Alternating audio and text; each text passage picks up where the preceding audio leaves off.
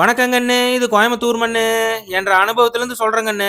என்ற அனுபவத்திலிருந்து சொல்றேங்கிறத விட 80s அண்ட் 90s கிட்ஸோட அனுபவத்திலிருந்து சொல்றேன். கண்ணு இப்பதான் இந்த சிசிடிவி கேமரா, ஜிபிஎஸ் எல்லாமே ஃபேமஸ். நாம என்ன பண்றோம் ஏது பண்றோங்கிறது ஈஸியா கண்டுபிடிச்சு போடலாம். ஆனா அதுவும் கூட சில நேரம் தப்பா காமிக்கு. நாங்கெல்லாம் பள்ளிக்கூட காலேஜ் படிக்கும் போது வீதிக்கு 4 கிளவிக்கு இருப்பாங்க. நல்லா கின்னுன்னு தின்னு போட்டு வெத்தலவாக்கு போட்டு மென்னுட்டு முக்கூட்டு தடமா பார்த்து திண்ணைய புடிச்சு உட்காந்துக்குவாங்க. கண்ணு வாய் நாயம் பேசுற மாதிரி தான் இருக்கு. ஆனா கண்ணு கரெக்டா ஸ்கேன் பண்ணிட்டு இருக்கு. சிசிடிவியே தோத்து போயிரு. கிளவிக கண்ணுல பண்ற ரெக்கார்டு அக்யூரேட்டா இருக்கு. ஆமாங்கண்ணு, அந்த காலத்து டெக்னாலஜி தான். தபால்காரன்ல இருந்து தடம் தெரியாத வரைக்கும் கிளவிக்கு தான் ரூட் மேப். என்ன இந்த சிசிடிவி 1ன்னு ரெக்கார்டு பண்ணி 1ன்னு காட்டு, இந்த கிளவிக 1 ரெக்கார்டு பண்ணி 9ன்னு காட்டிடுவாங்க. வீதியில சித்த நேரம் நின்று ஒரு புள்ள கூட பேசக்கூடாது.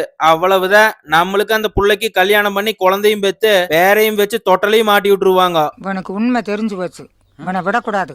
இன்னொரு பாயாசத்தை போட்டுற வேண்டியது. பாயாசத்தை சமைக்கிறதுக்கு முன்னாடி இந்த சின்ன வெங்காய பூண்டு தொக்க முதல்ல சமைச்சு போட்டு கிளவி. வாரமானாலும் கெட்டு போகாது. நல்லெண்ணெய நிறைய ஊத்தி வெந்தயம், பச்சை மிளகா, கருவேப்பிலை, பொடி பொடியா நறுக்குன சின்ன வெங்காயம், பூண்டு எல்லாத்தையும் போட்டு வணக்கி விட்டு மஞ்சத்தூள், மிளகாத்தூள், மல்லித்தூள், பெருங்காயத்தை போட்டு நெல்லிக்காய் சைஸ் புளிய கரைச்சி ஊத்தி தேவையான அளவு உப்பு போட்டு 1 ஸ்பூன் கரும்பு சர்க்கரையை போட்டு கலரி எடுத்தா அருமையான சின்ன வெங்காய பூண்டு தொக்கு ரெடி.